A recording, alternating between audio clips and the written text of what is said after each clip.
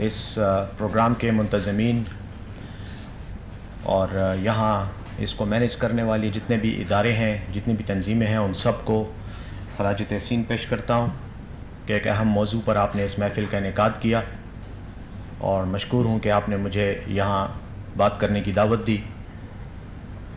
یقیناً محکمہ اطلاعات کا مینڈیٹ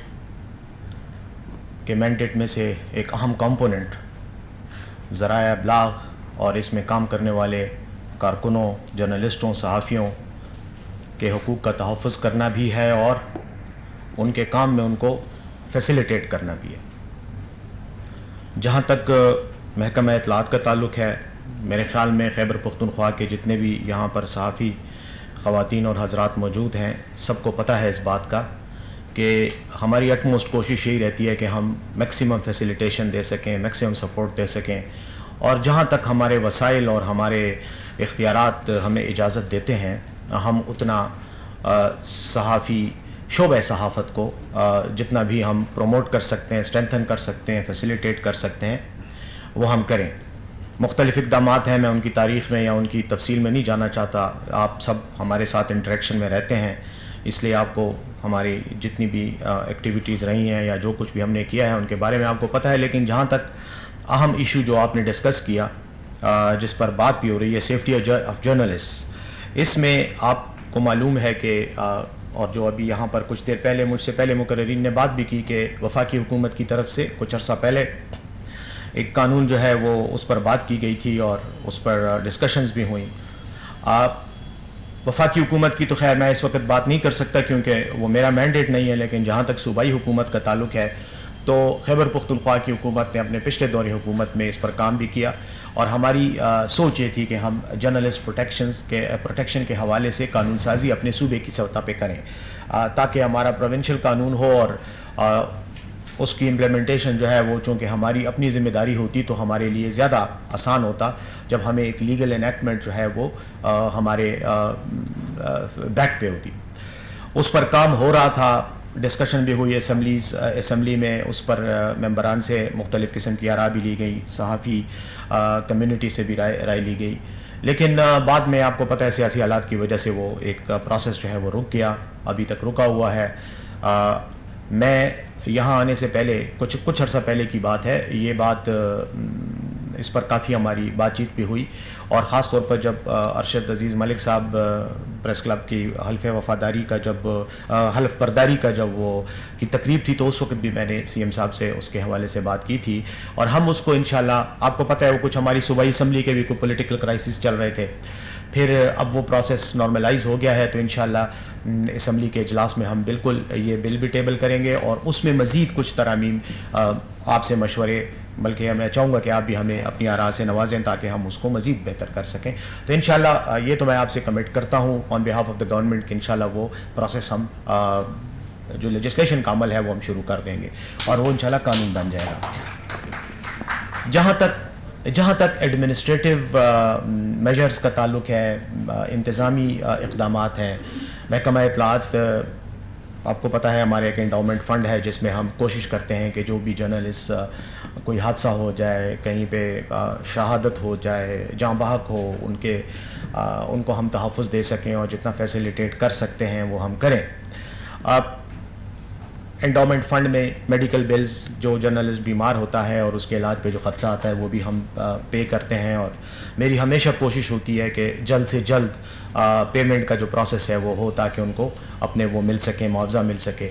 ساتھ ہی ساتھ جیسے کہ آپ کو پتہ ہے کہ 10 لاکھ روپے تک ہمارا ایک پیکج ہے جو ہم دیتے ہیں ہر جاں بحق ہونے والے صحافی کو، لیکن انڈاؤمنٹ فنڈ کی جو کوانٹم ہے، یہ کچھ ہی عرصہ پہلے، چند دن پہلے کی بات ہے، ہم نے اس کو ڈسکس کیا، اور ہماری کوشش ہے کہ ہم اس کو مزید بڑھائیں، اس کی جو مالیت ہے اس کو مزید بڑھائیں تاکہ زیادہ سے زیادہ ہم رقم جو ہے وہ ڈسپینس کر سکیں۔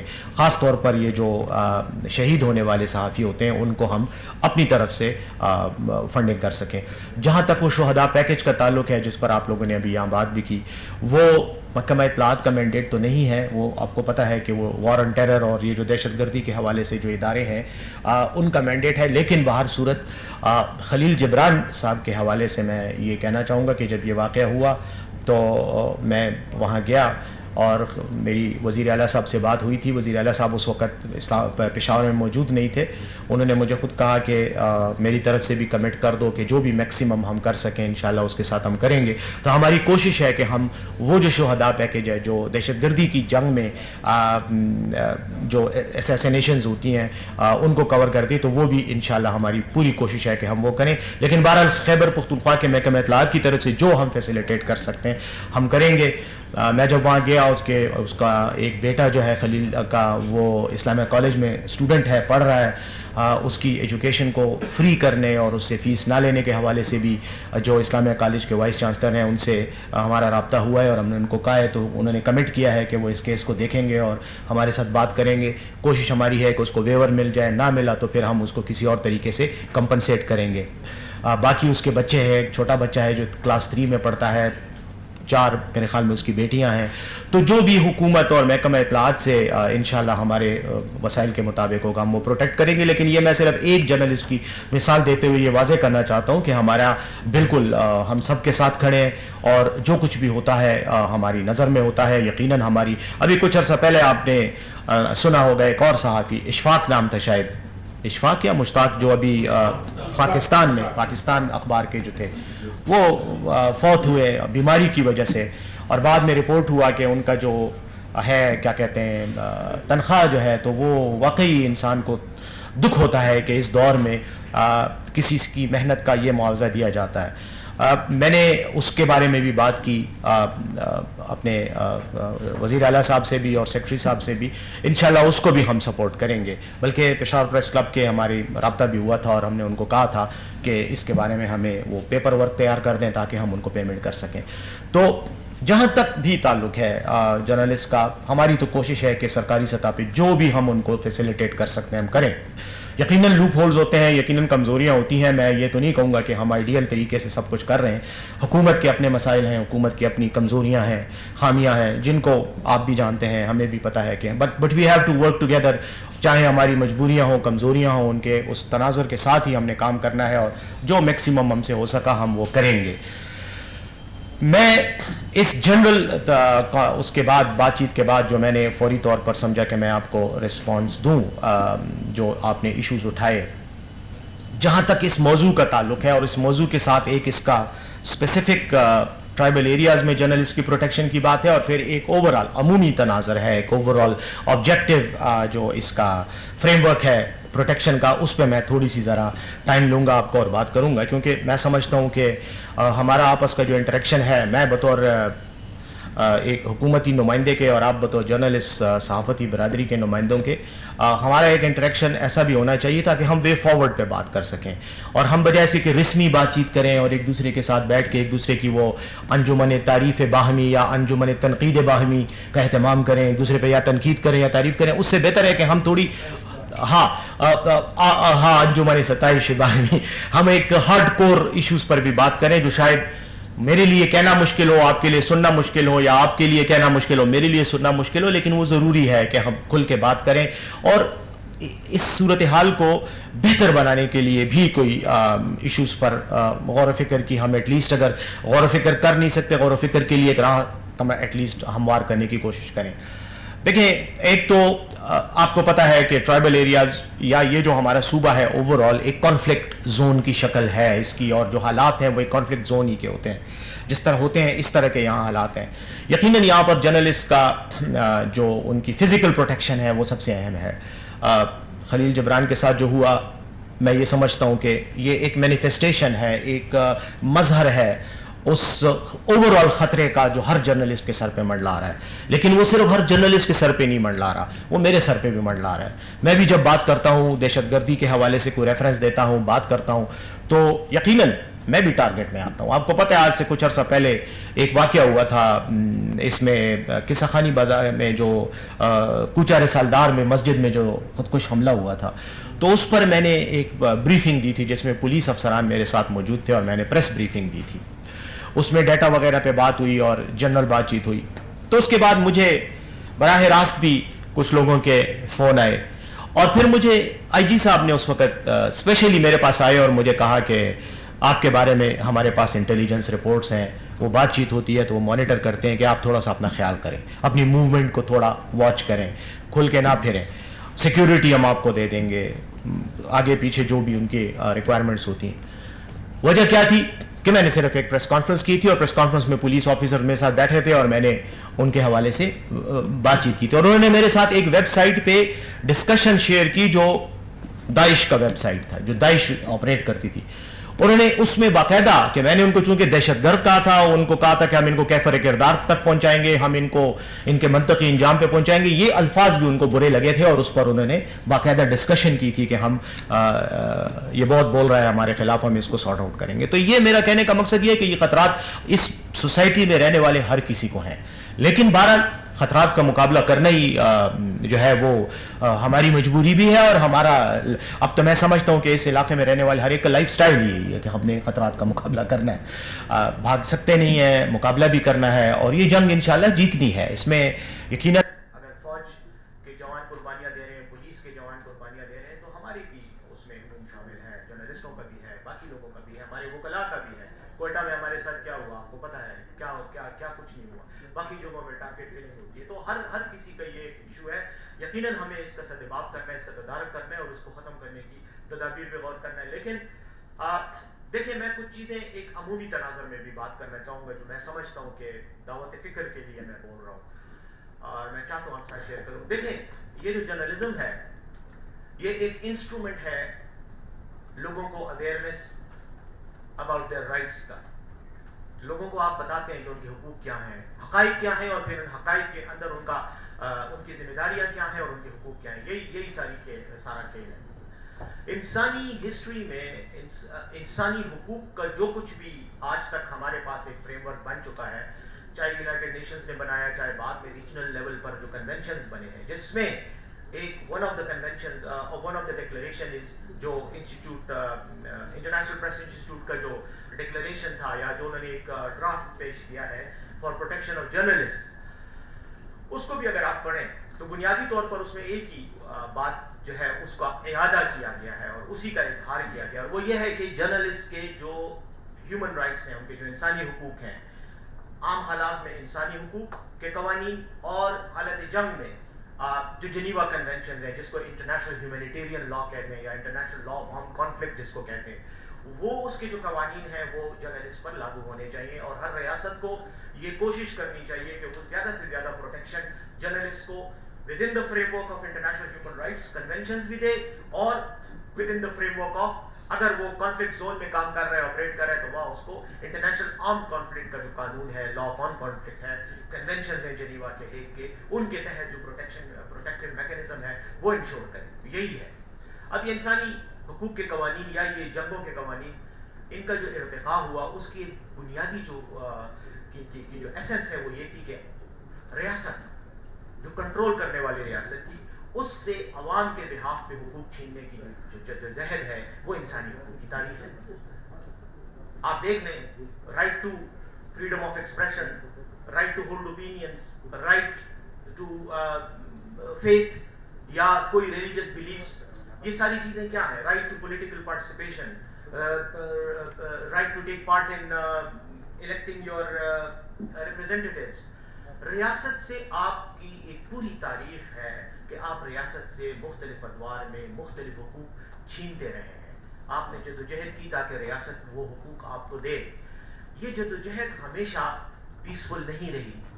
ہسٹوریکل تناظر میں, تاریخی تناظر میں اگر آپ اس کا مطالعہ کریں تو یہ ایک کنفرنٹیشنل جدوجہد رہی ہے. لوگوں نے, عوام نے, حقوق مانگنے والوں نے, حقوق جو کنٹرول ہے, جو حقوق غصب کرنے والے ہیں, ان کے ساتھ ایک مزاحمت کی تاریخ ہے, ایک کنفرنٹیشن کی تاریخ ہے, ریزسٹنس کی تاریخ ہے. انہوں نے کرش کیا, آپ لیتے رہے, اور الٹیمیٹلی آج ہمارے پاس جتنے بھی انسانی حقوق ہیں جن کا ہم اظہار کرتے رہتے ہیں, یہ آپ نے بیسیکلی چھینے ہیں ریاست سے. اب آپ جب کوئی چیز ریاست سے چھینتے ہیں تو یقیناً اس کے اپنے مینیفیسٹیشنز ہوتی ہیں, اس کے اپنے ڈرا بیکس ہوتے ہیں, اس کے ریپرکشنز ہوتے ہیں, اس کے کانسیکوینسز ہوتے ہیں, اس کے نتائج ہوتے ہیں. اور آپ کو ان نتائج کا مقابلہ کرنا پڑتا ہے, سامنا کرنا پڑتا ہے. اب میں اس کنٹیکسٹ میں جب آتا ہوں تو اپنے دور پر جب میں آتا ہوں, اس وقت یقیناً جرنلسٹ کے حوالے سے قوانین بھی ہیں, انٹرنیشنل قوانین بھی ہیں, ہمارے نیشنل قوانین بھی ہیں, رولز ریگولیشنز بھی ہیں, کچھ اخلاقی ہیں, کچھ قانونی ہیں. لیکن کیا ہم جرنلسٹ کی پروٹیکشن یا جرنلسٹ کے حقوق کا تحفظ صرف قانون سازی سے کر سکتے ہیں؟ میرے خیال میں قانون ہمیشہ ایک انیبلنگ انوائرمنٹ آپ کو دیتا ہے, ایک ایسا ماحول آپ کو دیتا ہے جس میں آپ کچھ کرنے کی پوزیشن میں آ جاتے ہیں. قانون اس سے زیادہ کوئی رول نہیں پلے کرتا. آپ کے ملک میں دہشت گردی کے خلاف قانون ہے, کیا صرف قانون نے دہشت گردی کو کنٹرول کیا؟ نہیں. آپ کے ملک میں منشیات کے خلاف قانون ہے جس میں سزائے موت ہے, کیا منشیات کا کاروبار ختم ہوا؟ نہیں ختم ہوا. ہمیشہ سے عورتوں کے تحفظ کے بارے میں بات کرتا ہوں, کتنے قوانین ہم نے بنائے, کیا عورتوں پہ تشدد یا اس میں کوئی فرق پڑا؟ فرق پڑتا ہے, لیکن بہت معمولی فرق پڑتا ہے. فرق تب پڑتا ہے جب آپ assertive ایکشن لیتے ہیں.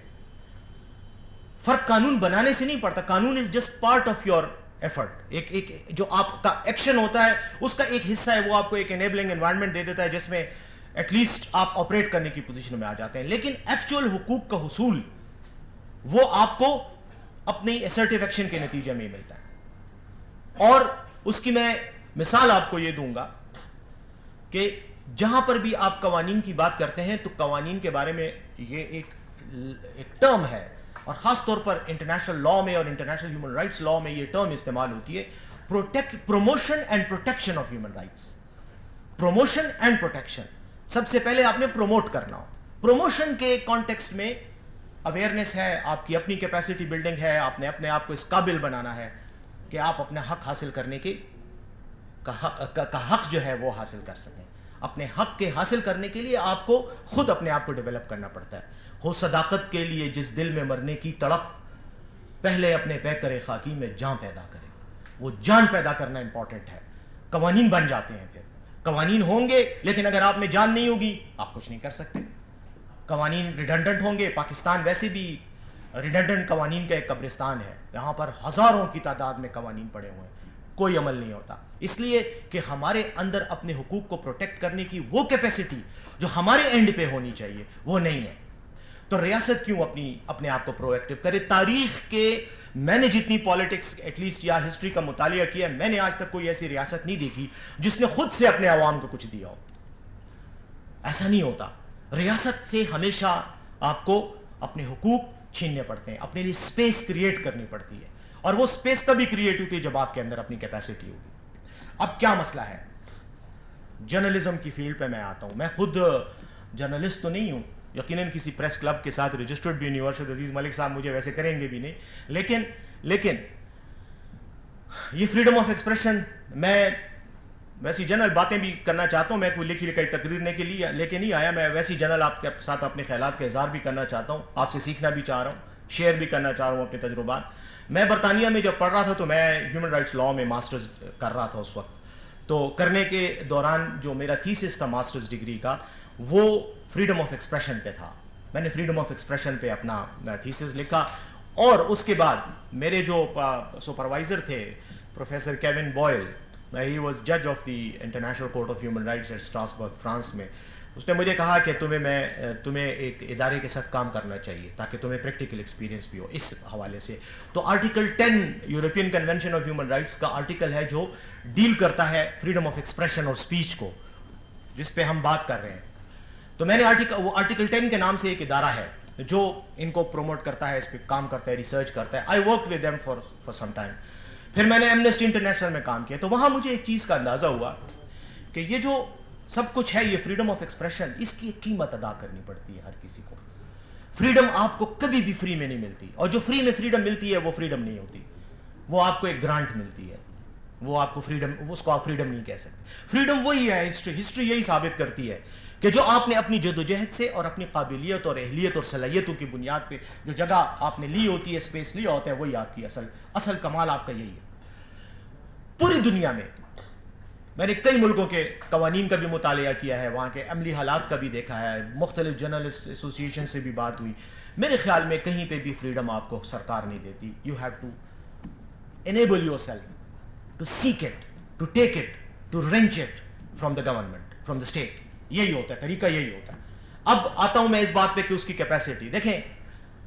काफ़ी अरसे से मैं ठीक है वज़ारत महकमा इत्तलाआत में मैं कुछ 2 साल का एक्सपीरियंस होगा मुझे, लेकिन मैं एक चीज़ आपको बताऊं कि एज ए पॉलिटिकल वर्कर, एक आम सियासी कारकुन के तौर पे मेरा जर्नलिस्टों के साथ बड़ा एक्सपीरियंस है, क्योंकि जर्नलिज्म और सियासत एक ही चीज़ है. हम सबसे पहले जो भी जलसा जलूस करते थे, मुजाहरा करते थे, तो सबसे पहले प्रेस रिलीज़ लिख के अखबारों के दफ्तरों में जाया करते थे. तो वो इंटरेक्शन हमारा है और हमें पता है कि क्या होता है. अदनान रहमत साहब उस वक्त बड़े नौजवान थे जब इस्लामाबाद में हमारे इनके साथ इंटरेक्शन होता था.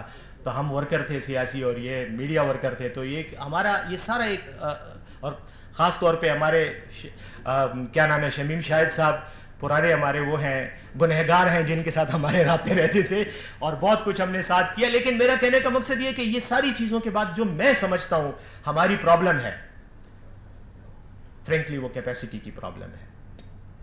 आप बताएं, क्या आप वाकई समझते हैं कि जो जर्नलिज्म के वो स्टैंडर्ड्स हैं जो होने चाहिए वो आप देखें. मैंने पहले ही कहा मैं खुल के बात करूंगा ताकि माइंड नहीं करना. अरशद साहब का मूड वैसे ही ख़राब है तो मैं नहीं चाहता कि अब मेरे साथ लड़ाई शुरू हो जाए.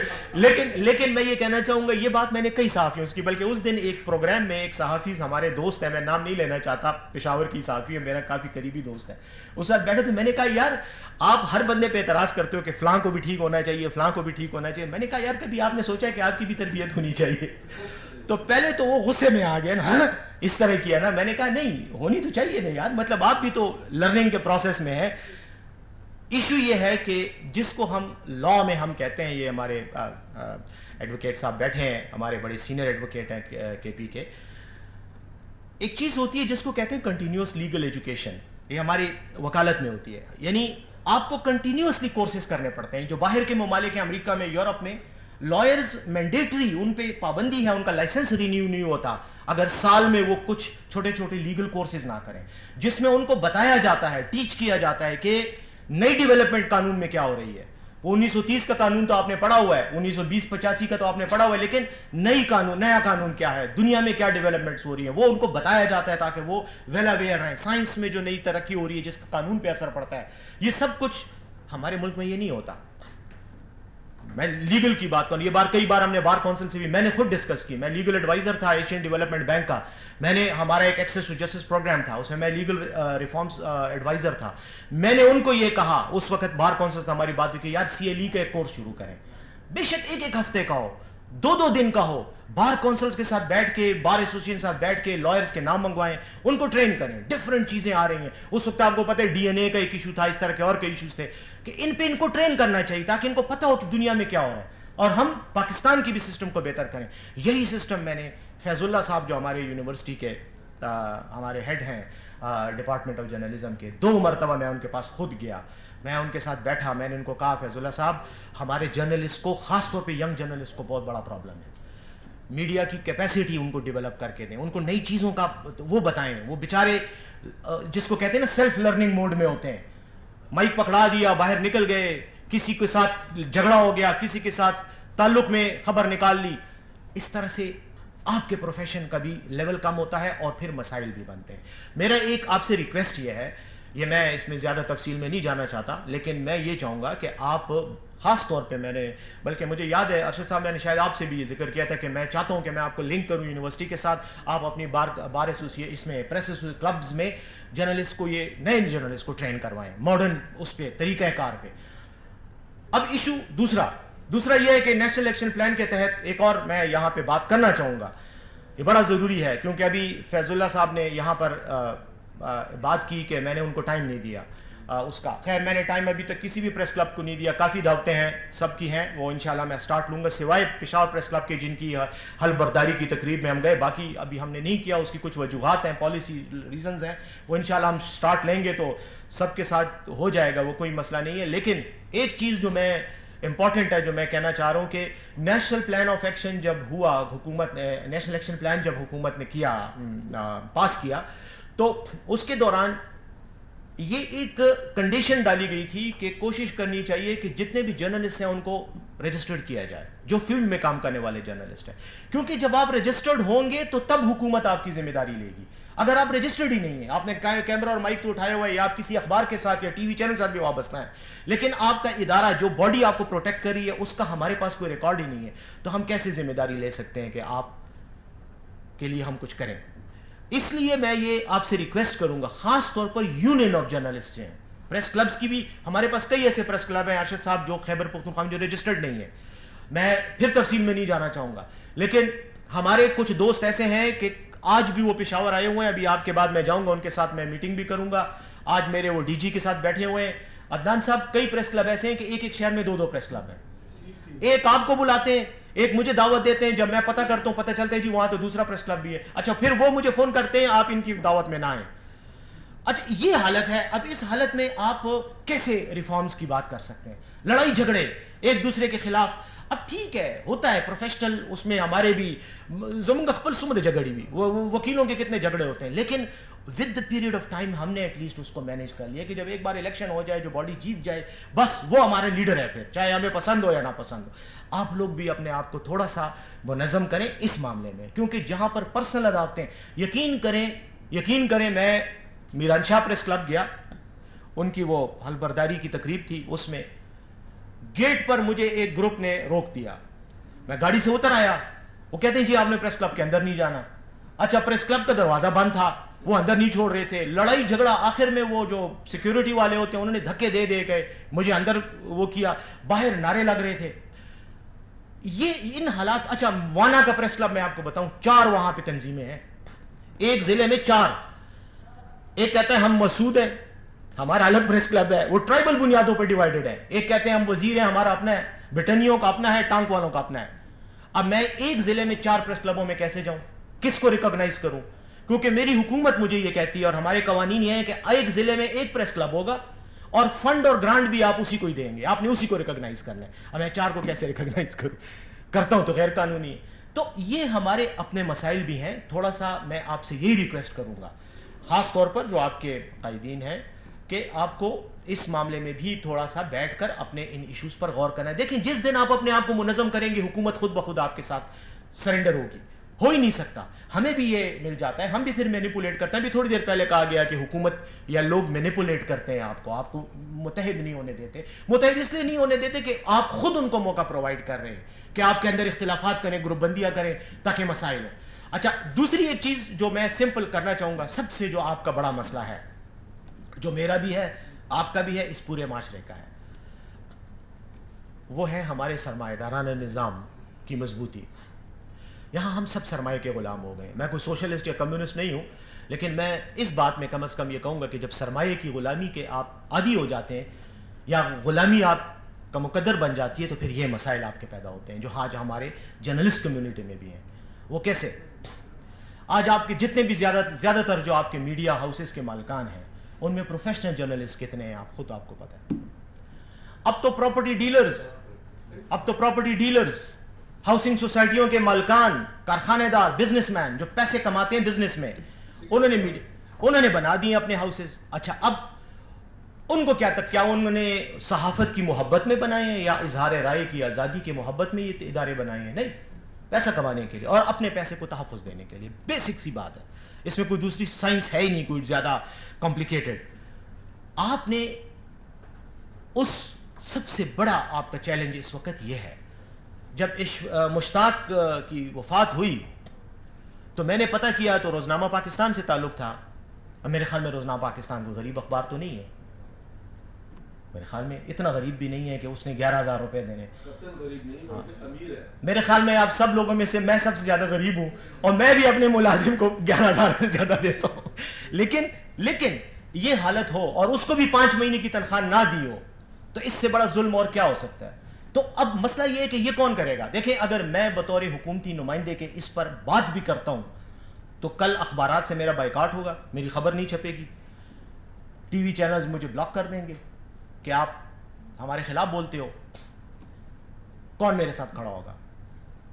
آپ کھڑے ہو گئے, لیکن آپ نہیں کھڑے ہوتے ہیں. مسئلہ یہ ہے شمیم شہید سے تو پریدا کہنا تو خوار سے گودرے گے وہ تو یہ آواز ہی. مسئلہ یہ ہے کہ آپ سب نے پھر کھڑا ہونا ہے, کیونکہ اگر آپ مجھے کہتے ہو کہ یار میں آپ کے حق کے لیے لڑوں, میں واللہ لا الہ الا اللہ محمد رسول اللہ, میں آپ کو کلمہ پڑھ کے میں نے کہا ہے, کہ میں آپ کے لیے تیار ہوں لڑنے کے لیے.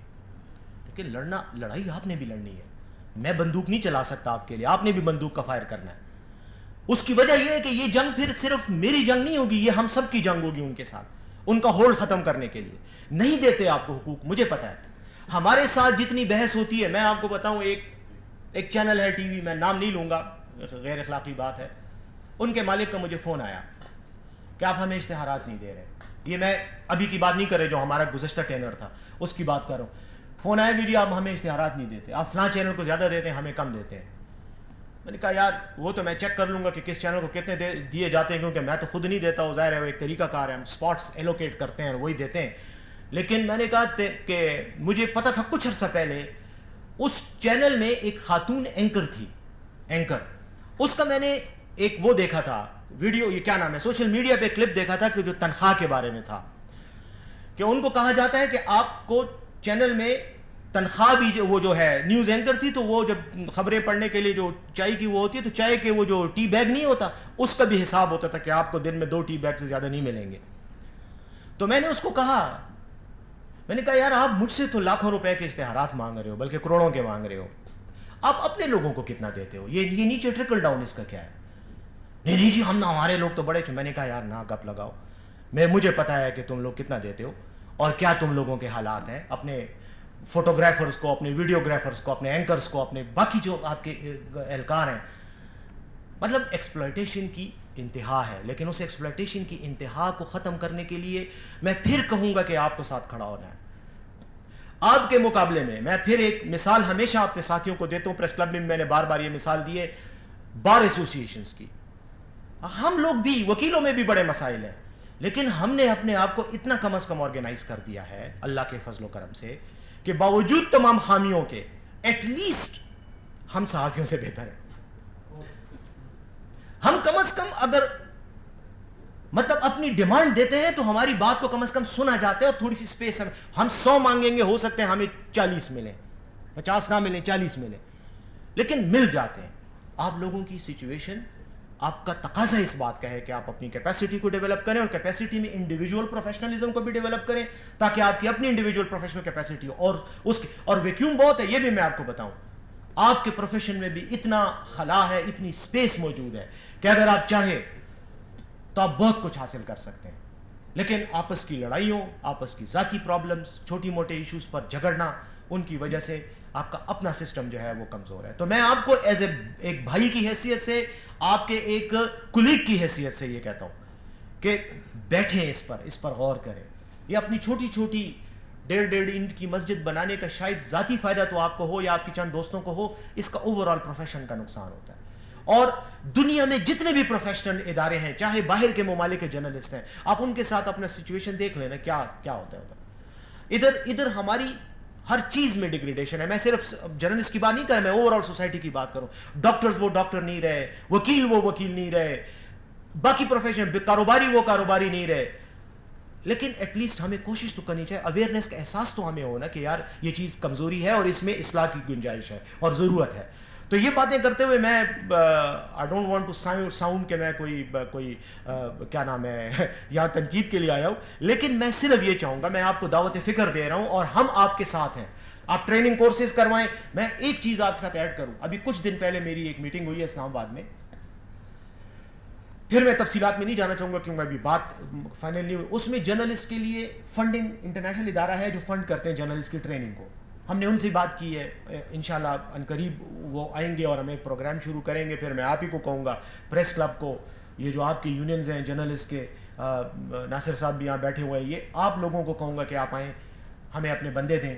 تو ٹریننگز اور یہ چیزیں یقیناً آپ کو ڈیولپ کریں گی, نئی سکلز جو ہیں کمپیوٹرائز سکلز, اور یہ, اور کچھ کوشش کریں گے کوئی اکوپمنٹ بھی آپ کو ہم ان سے دلوا سکیں.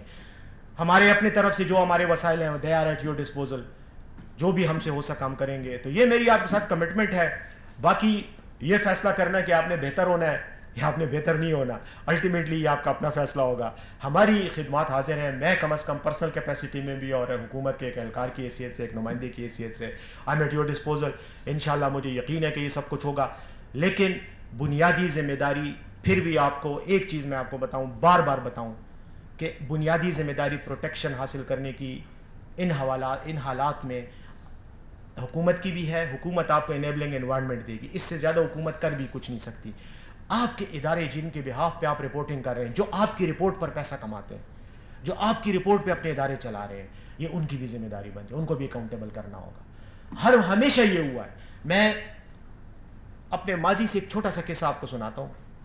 میرا ماضی کوئی زیادہ بہتر نہیں رہا, اس لیے میں زیادہ تفصیل میں نہیں جانا چاہتا, لیکن ایک جرنلسٹ تھے گارڈین کے, ہمارے دوست تھے, یہ میرے ساتھ ہی بیٹھے ہوئے, یہ بھی ان کو جانتے ہیں. یہ 80s کی بات ہے جب افغانستان میں جنگ تھی روسیوں کے خلاف, تو وہ آتے تھے رپورٹنگ کے لیے, تو ہی کیم ود اس. اچھا میں ان کے ساتھ, وہ ہمارے ساتھ گئے وہاں پر, کوئی 2 ہفتے گزارے اس نے. وہ رپورٹنگ کر رہا تھا گارڈین کا, برٹش تھا, این نام تھا اس کا, این میکویلیمز. اس کو وہ مجھے اس نے بتایا اس وقت, حالانکہ ہمیں اس وقت ان چیزوں کا اتنا پتہ نہیں تھا, میں خود اسٹوڈنٹ تھا, مجھے نہیں پتہ تھا کہ کیا. اس نے مجھے کہا اس وقت کہ مجھے انشورنس دی گئی ہے میرے اخبار میں, انشورنس کمپنیاں مجھے انشور نہیں کر رہی تھی کیونکہ میں وار زون میں جا رہا تھا, تو وہ نہیں کرتی ہیں. پھر جب آپ کو ان کو پتہ ہو کہ آپ وار زون میں جا رہے ہیں, یا تو پریمیم بہت بڑھ جاتے ہیں. نہیں, اس نے مجھے یہ بتایا تھا, مجھے آج بھی یاد ہے کہ جو میرے ساتھ جو کانٹریکٹ سائن ہوا ہے اس میں انہوں نے یہ کہا ہے کہ اگر تمہیں یہاں پہ کچھ بھی ہوا تو ہم تمہاری یہ ضمانت دیتے ہیں, گارنٹی دیتے ہیں کہ تمہاری فیملی کو, تمہیں ہر چیز, علاج اگر زخمی ہوتے ہو, کیونکہ وہ ان کے لیے رپورٹنگ کر رہا تھا. اور اس وقت ایک اخبار تھا, یہ پرائیویٹ چینل ابھی آئے بھی نہیں تھے.